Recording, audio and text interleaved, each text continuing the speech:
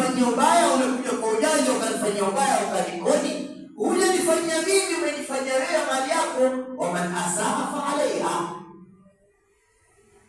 Hii ndio itwa kaidu na wanaitumia. Na ndio Mungu anaambia yakiduna innahum yakiduna kaida wa akidu kaida famakili likafirina amhilhum ruwaida.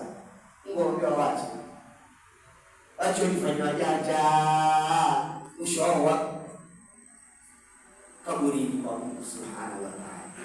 Hiyo toka hiyo. La pili sasa, mpaka ile kitu inaitwa shari sasa, kwamba nini shari?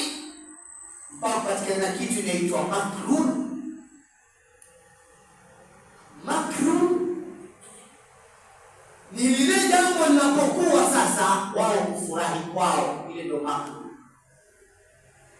Wa in yamkuru bika alladhina kafaru liyuthbituka au yaktuluka au yukhrijuka. Hawa mabwana hawa, sikizeni vizuri.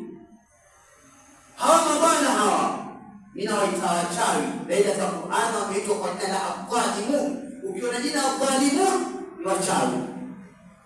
Wakishakupata wewe, likishakuwa ile jambo lao kwao, tuseme umepigana na mke wako mkakusana mkaachana, huwa wanacheka ile ajabu, wanafurahi.